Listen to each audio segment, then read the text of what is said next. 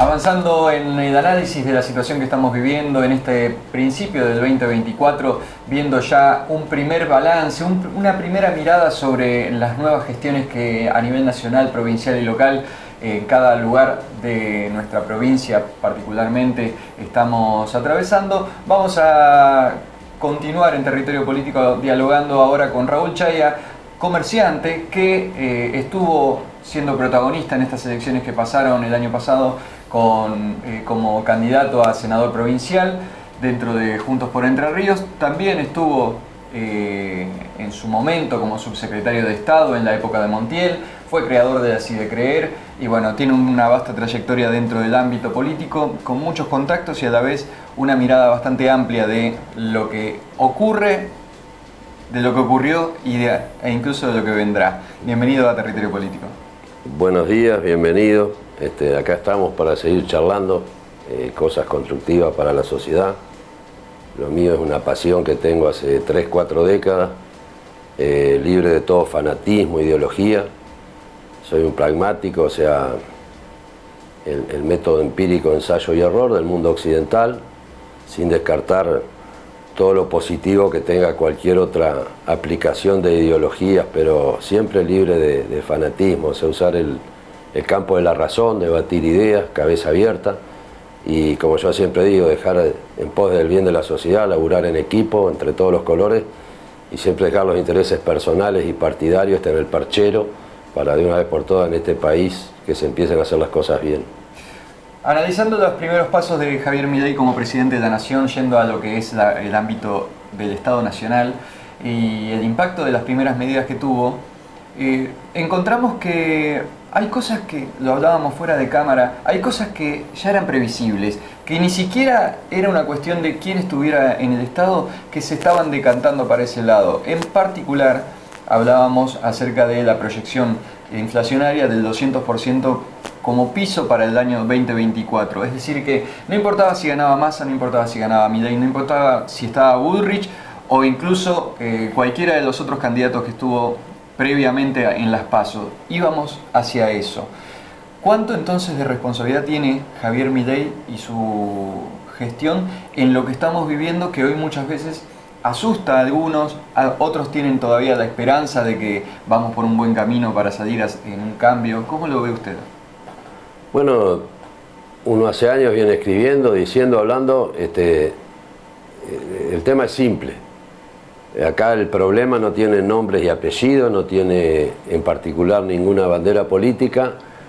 Sí, lo que alguna vez hace unos 3 años escribimos mucho sobre cuál es en concreto el problema de Argentina a nivel nacional, o sea, como país, el mayor problema tenemos un déficit estructural. Es sistémico. Es un déficit estructural.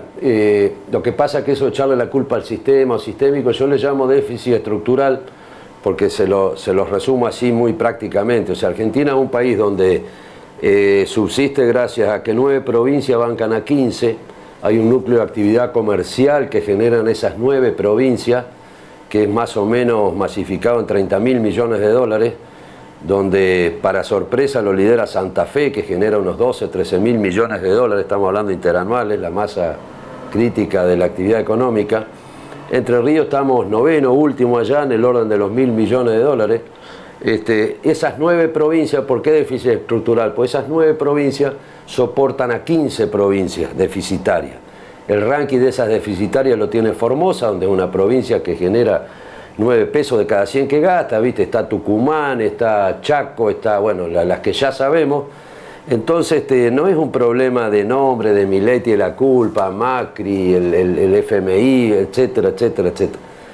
Que da para desarrollar temas en particular, el que quieran, pero en concreto el déficit estructural que venimos arrastrando de hace décadas nos colocó en esta posición donde decimos, flaco, 9 no pueden seguir más bancando a 15.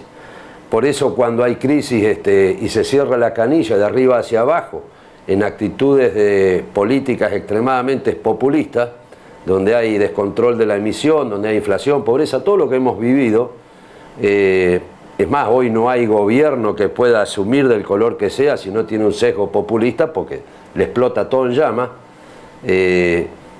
Y ese problema es el que nos ha llevado a siempre a barrer abajo de la alfombra, y entonces cuando aparece un personaje, una persona o un tipo como Milei, que en 2 años salta de ser un mero diputado nacional a ser una expresión de carne y hueso de la mayor bronca, cosa que dijimos en abril del 2023, el mayor caudal electoral lo obtendrá el partido Bronca, es eso, es un acto reflejo de lo que la gente dijo: basta, no quiero saber más nada, ¿qué peor puedo estar de lo que estoy? Descontento con todo el arco político como siempre. Entonces Milei es una consecuencia de lo que venimos haciendo mal hace rato entre todos, y ese déficit estructural tiene el reflejo que puede haber sido Milei o Juan Pérez o Pochito Laguna. No alcanza con que haya un Milei, porque es una expresión virtual, es una persona sin estructura. Entonces, ¿por qué está obligado a tomar un sesgo populista?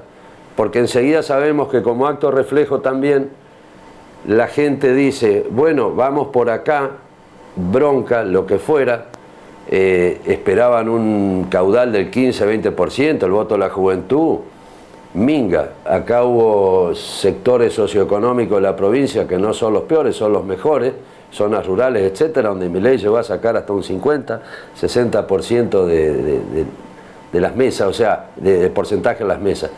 En síntesis, Milei es una consecuencia de todo lo que nosotros venimos haciendo mal, y abruptamente, como ahora no hay nada, no hay canilla, el famoso no hay plata, es donde en abril del 2020 dijimos nosotros, el 5 de abril, en una fábula que se escribió, donde advertimos que la economía post-COVID, la actividad económica caería un 50%, y donde cada región, o sea, el país sería una selva, está escrito eso, y cada región sería una tribu comandada por cada cacique, entre paréntesis, intendente, gobernador. Pero al final, entre los indios nos terminaríamos sacando el hígado. ¿Qué quiero decir con esto? Ante un déficit estructural, no hay plata para repartir de arriba hacia abajo. Lo hicimos mal durante años, ahora cada cacique, de abajo hacia arriba, tiene que arreglárselas como pueda. Traccionar lo que pueda. ¿Cuál es el acto reflejo si no hay plata de arriba hacia abajo? Por eso se dijo hace unos días que tristemente van a volver los bonos provinciales, ya arranca La Rioja ahora, no va a ser sorpresa si cada provincia empieza a emitir su bono. ¿Me explico? Volvemos a los federales, a los ECACOR, a los LECOP, a los Patacones. ¿Es triste? Sí. Dicen que es un efecto en cadena, es decir, un análisis, una vez que lo implementa uno, los demás lo hacen por decantación. No, eso es producto, repito lo que dije hoy, cuando vos tenés 9 provincias que viene bancando a 15, cuando se corta la canilla de arriba hacia abajo, un Efraín en Formosa o la gente de Tucumán o de Chaco, Infran, no les queda otra que generar pseudomoneda, o sea, no hay otra. Bueno, y Fran es uno de los ejemplos que nos han puesto durante años como ejemplo de gobernador. Sí, bueno, repito, acá yo creo que todos los colores políticos han venido haciendo las cosas mal, porque siempre han puesto, repito, el fanatismo, la ideología y la estructura partidaria intestinalmente, sin dejar de lado los intereses personales, por encima del interés de la sociedad. Por eso, repito, déficit estructural, de acá se sale de abajo hacia arriba. Se profundizó un poco ese déficit estructural en lo que fue la campaña. Hubo jugadas de campaña como la quita de impuesto a las ganancias, que desfinanció al Estado en una parte muy importante, desfinanció también a las provincias, porque jugaron una apuesta ahí también las provincias, los gobernadores particularmente, te apoyamos sacando la ley, pero después nos lo devolvés por otro lado, y al final, como Massa no ganó, eso quedaron patas para arriba. Sacaron la cuestión del IVA, de la devolución del IVA, entonces ahora se quejan de que el IVA vuelve a estar completo, pero el Estado por algún lado tiene que recaudar. Eran movidas que eran casi, te dabas cuenta, jugadas sucias que iban a explotar al otro. Es más, hubiese sido interesante ver qué pasaba si Massa tenía que agarrar su propia destrucción. Tragar de su propio veneno. Lo que pasa que, repito, el déficit estructural siempre es lo mismo. Yo alguna vez decía, y siempre repito, que no es una frase mía, pero es universalmente conocida, es que si queremos dejar de defecar cebolla, tenemos que dejar de comerla. Y a nosotros nos encanta la cebolla. Todo esto de que te doy, me doy. Cuando Cavallo era ministro de Economía, negoció con Duhalde, provincia de Buenos Aires, 600 millones de dólares por año, aquel famoso Fondo de Recuperación Urbana. Son todo tejes y manejes. Yo no quiero ser denso técnicamente, o sea, las provincias tienen una liga de gobernadores, de oposición y oficialista. Se maneja todo, se cocina en el CFI, Consejo Federal de Inversiones, que es todo zaraza, es para la foto, ahí donde se negocia te doy, me das, pero el esquema es, como vos bien decís, no hay un mango de dónde rascar en ningún lado. Entonces, por más negociación que haga, no hay recursos para compartir, y menos para dilapidar. Entonces al gobierno no le queda otra. Cuando vos te referís a Massa en julio del 2022, cuando cae Guzmán, que lo echan, que estaba en el norte, y sube Massa, Massa era... Ataques por medio. Sí, Massa era muy consciente que cuando el dólar le llegara el billete a 400, se le acababa la carrera electoral. Y Massa llega a las elecciones con un dólar de 1100, octubre tuvo el pico, 1050 creo. Quiero decir, hacen hasta lo imposible para llegar al poder. ¿Para qué? Ahí está cuando uno decía, conducta para que nos crean y un plan para que nos entiendan. Y acá nunca hubo conducta, plan menos. Entonces, ese déficit estructural, repito, Massa, Milei, Macri, Cristina, Bordé, Frigerio, todos son, repito, consecuencias de lo que venimos haciendo mal hace años. Puntualizando en Entre Ríos, por ejemplo, a mí me da pena que en un municipio vaya a asumir un equipo votado por la gente, que se lo merece, como Gualeguaychú o Frigerio en la provincia, y me da tristeza cuando cada uno que sube a los primeros días empieza a decir, vamos a ver con qué nos encontramos. Y eso me da la pauta a mí de que no solo nadie sabe nada con lo que se va a encontrar, sino que uno le viene diciendo hace años, hay que formar equipos, hay que tener idoneidad, hay que conocer la realidad. El tiempo apremia, la gente apura, las necesidades básicas no están cumplimentadas.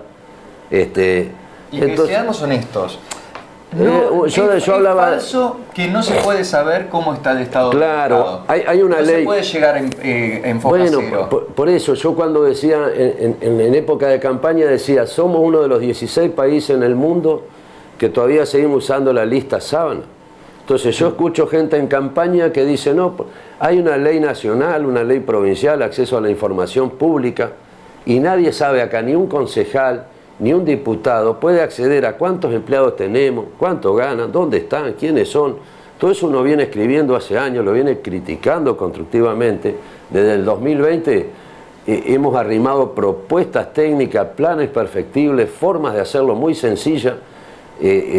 Tenemos mucha experiencia en eso y es sencillo, pero vos te das cuenta cuando estás ahí adentro que la voluntad política de implementar esas cosas desde el mismo oficialismo, en connivencia con la oposición, no lo dan a conocer porque se les derrumba el castillo de cristal. Exacto, por eso, llegaste a lo que iba a decir. Por eso yo armo la definición voluntad perfecta de déficit estructural. No se quiere. Claro, entonces, por ejemplo, cuando yo les digo irónicamente en una fotito que en el 2023 al ciudadano de Gualeguaychú la ciudad le costó 36.000 pesos por mes, la provincia le costó 172.000 pesos por mes y la nación 77.000 pesos por mes, o sea, 285.000 pesos por mes promedio te cuesta a vos, a mí, el Estado en sus tres estamentos, municipio, provincia y nación. Yo estoy abierto y dispuesto a que alguien me refute eso, me diga, ¿de dónde sacaste eso? Y qué sé yo, y ahí te das cuenta que todos guardan a silencio. ¿Se entiende? ¿Por qué? Porque esconder la información pública es abrir el camino para hacer las cosas mal, que es con la intención con que llegan al poder la mayoría. No estoy hablando de nadie en particular, pero me duele mucho unos días antes o después que asume o antes de asumir Frigerio, discutiendo con Bayay, ministro de Economía, diciendo te dejé la provincia ordenada, y el otro que dice no tengo ni para los aguinaldos. Y los entrerrianos desconocen, por ejemplo, que en el 2017 Bordé, el gobernador, para no entrar en default la provincia de Entre Ríos, toma una deuda en dólares, billete, en el sur de Nueva York, con legislación extranjera y como negociador el nuevo Banco Entre Ríos, que es un banco privado, que es otro patraña que hicieron en Entre Ríos en la época de Busti, cuando el grupo Askenazi compró, Busti vendió el Versa 9 millones de dólares, 9, entregó el marrón, digamos, de la provincia, lo hizo en conjunto, mirá qué provincias: Chaco, Formosa, Santa Fe, La Pampa, Santa Cruz y Entre Ríos. Entregamos el único banco que teníamos a un grupo privado. Me voy del tema, pero 2017 Bordé toma deuda externa, bono 2017, para no entrar en default la provincia, pero con legislación extranjera, en billete verde, en el sur de Nueva York se hizo esa operación. ¿Qué pasa? Los entrerrianos no lo saben y es el acceso a la información pública, necesitamos saber. ¿Qué pasa? 2020, en agosto del 2020, una cuota de interés de 22 millones de dólares los entrerrianos no la pagamos y en febrero del 2021 fuimos ejecutados. Para frenar esa ejecución, legislación extranjera, moneda extranjera, interviene como mediador Nuevo Banco Entre Ríos Sociedad Anónima. CAPBR se llama, es una liga, o sea, son fondos buitres los que ponen ahí. Así como está el FMI con los países, con las provincias de los países subdesarrollados como el nuestro, hay toda una liga de caranchos, de fondos buitres, llamarle como quiera, BlackRock, y operadores privados que intermedian entre el Estado, en este caso el Versa con Entre Ríos, que aparte del agente financiero de los municipios, de la provincia. Por eso digo, y en definitiva, que hace, negocian un bono, ese lo renegocian, se llama bono 2028. Entonces yo pensando que ellos iban a ganar, que no iban a dar Frigerio, y ellos hasta el 2028 estaban cubiertos del bono 2028. Es una bomba que le entregan a Milei, a Frigerio, que la agarra sin guante. Entonces yo digo, me da tristeza ver un Frigerio que asume discutiendo con Payá de sueldo y nadie. Yo digo, che, nadie habla de este quilombo, el bono 2028, el grano en la espalda que tenemos. Hace 3 años se propuso, si hay que hacer reforma a la Constitución provincial, háganla. Un sistema unicameral, como tiene Córdoba, boleta única, achicar los costos de las estructuras políticas. Esta semana vi el boletín oficial, hay 5 nombramientos más, 6 nombramientos más de secretarías y esto que incluyen viáticos, de gente toda que vive en Buenos Aires. Ahí entraste en algo que es fundamental, que es lo que estoy viendo. Hablan del plan de austeridad, que incluso hasta el mismo Frigerio, pero también en las distintas municipalidades se habla del plan de austeridad, pero cortan el hilo por lo más delgado, como pasa con los contratados. Dijeron, los contratados son todos militantes, hay que sacarlo, y sacan a los contratados del último año. Sin tener en cuenta que muchos de esos contratados, por ejemplo, son quizás los que están cubriendo el mal trabajo de aquellos que quizás están permanentes enquistados ahí adentro. Sacan a esos y ponen a dedo gente dentro de los distintos estados, diciendo, bueno, te devuelvo gentileza por haberme apoyado, vos vas acá, vos vas acá, sin la idoneidad, sin el compromiso, sin ningún tipo de concurso de por medio, e incluso volviendo a llenar aquellos espacios vacíos que supuestamente se estaban vaciando para generar austeridad. Encontramos entonces que cambiamos de color, pero sí, seguimos comiendo cebolla. para seguir la metáfora. Claro, acá el ejemplo, o sea, cuando vos tenés sacándole una foto, que lo podemos hacer en el municipio, en la nación, en la provincia, pero a mí me gusta hablar siempre de Entre Ríos porque lo que pasa en la ciudad es un acto reflejo de la provincia. Vos, yo le doy un ejemplo a la gente. En el 2022, por ejemplo, por eso es importante el acceso a la información pública, porque a mayor nivel de ignorancia, más grado de libertad tiene el que hace mal las cosas para tener inmunidad y seguir haciéndola. Pero yo le doy un ejemplito en números nada más. Cuando pasa la desgracia, la muerte, la Ruta 20, qué sé yo, todos nos vamos a la Ruta 20, porque perdemos vida y qué sé yo, todo eso se usa políticamente. Se focaliza ahí cuando claro, pero la estructura completa. Claro, fíjate que Entre Ríos, por ejemplo, en rutas, estoy hablando, tiene una extensión más o menos de 6.000, 6.500 kilómetros, donde el 50% son rutas pavimentadas, asfaltadas, el resto son rutas mejoradas, o sea, no ni tierra ni asfalto pavimento. De esa extensión, vos tenés 1.600 empleados de vialidad año 2022, que a los entrerrianos nos costaron 2 o 3 mil millones de pesos, para mantener todos los sueldos de vialidad, que uno sabe y lo viene diciendo que hace más de 20 años deficitaria, vialidad provincial, o sea, en el año 99, vialidad provincial, el presupuesto era 32 millones de pesos o dólares, era el 1 a 1, y ya no le alcanzaba para pagar los sueldos. Y esto lo vengo repitiendo hace años. Hoy tampoco. Entonces, ya sabemos que no pueden comprar una camioneta si no es a través del endeudamiento. Ese déficit estructural de deuda. ¿Qué pasa? Un ejemplo, Ruta 20. Cuando pasa aquello que pasó el año pasado, creo que fue todo el lío que se dio a los medios, que algunos políticos iban ahí a poner la cara, de mal gusto, o sea. Y que en campaña se anunció que se iba a arreglar finalmente y ahí va a quedar. Hacen políticamente, el gobernador en su momento, la ministra de Obras Públicas, no sé cómo se llama, la jefa de vialidad. Sí, vamos a solucionar, qué sé yo, el intendente en ese momento, Gualeguaychú, también hay para la foto, qué sé yo. Y dicen, bueno, vamos a gastar 4 mil millones de pesos, nombraron a la empresa, creo que era Pitón, no sé quién, y vamos a gastar 4 mil y pico de millones de pesos, son 14, 16 kilómetros, el primer tramo, la bicicenda. Yo digo, muchachos, sentido común, o sea, si todos los empleados en el 2022, que no me alcanza para pagarle, me costaron 2 o 3 mil millones de pesos, tenemos 6.000 kilómetros de camino en Entre Ríos, y diciendo que a un proyecto de 18 meses, o sea, 1 año y medio, 2 años, van a hacer una obra pagada a tercero, tomando deuda que me va a costar 4 mil millones. Sí.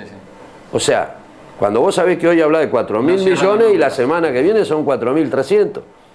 Eso es no tener ni idea, manejarse a nivel populista políticamente, siempre con recursos, endeudando el presente y futuro de la provincia, y eso es lo que a mí me da mucha pena y tristeza. Cuando uno dice, ¿por qué no un sistema unicameral? ¿Por qué no boleta única?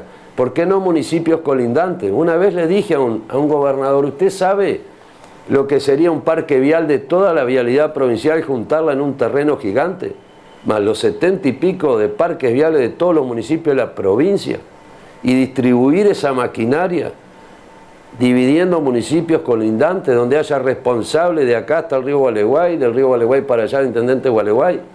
O sea, acá hay agujeros negros, la zona rural, el segundo o tercer anillo de cada ciudad, cabecera, departamento, con mucha ignorancia impuesta, o sea, no tienen ni idea, y hacen una reunión con el jefe de vialidad como si estuvieran hablando con Dios, y son todas zarazas políticas, porque no hay recursos, están mal administrados, y el poco recurso que hay es para reuniones, fotos, carteles, o sea, la salud pública es lo mismo, la educación pública es lo mismo. Sí, pasan todos los estratos. Por eso yo, más que hablar mal de alguien en particular, pobre, yo una vez dije de Piaggio y en la plaza con un micrófono, pobre Piaggio, le tocó agarrar una brasa sin guante, pero no por pegarle a un Piaggio, a un palito o a un Frigerio.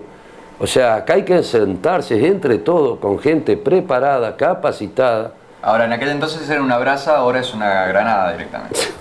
Molotov. Y empezar a andar el camino que llevará décadas. Tenemos muchos problemas, repito, el déficit estructural no es corregible en 1 año, en 6 meses. No. Resumiendo, mi ley es una consecuencia de todo ese déficit, bronca. Cierre de la entrevista, y quiero sobre eso una reflexión.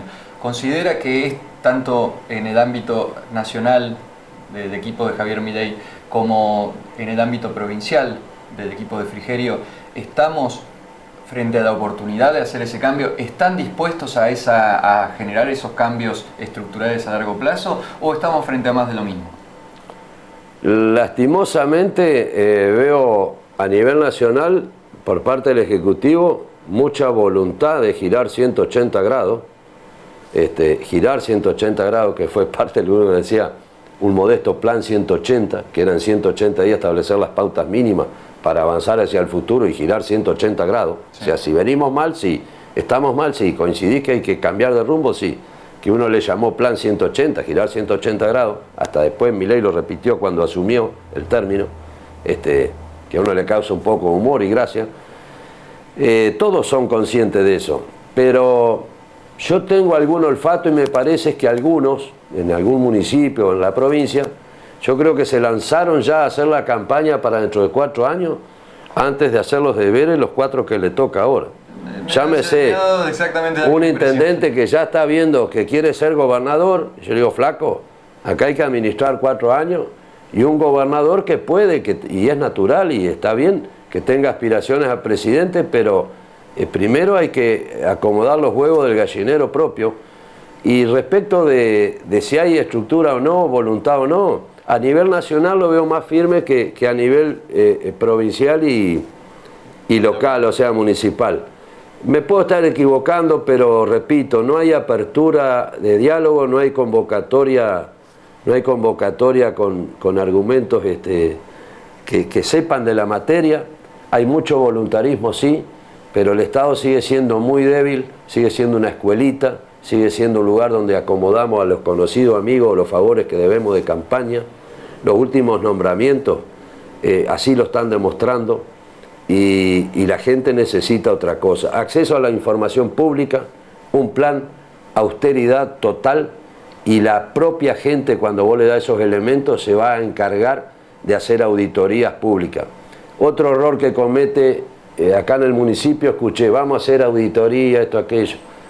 Eso, muchachos, podés traer los mejores contadores del mundo, que la administración de la contabilidad pública no tiene nada que ver con la contabilidad privada, y siempre los funcionarios, respecto de el mayor gasto que tiene un Estado en estas tierras siempre es el costo del ser humano, y que a su vez, usado políticamente, empuja con los sindicatos, etc.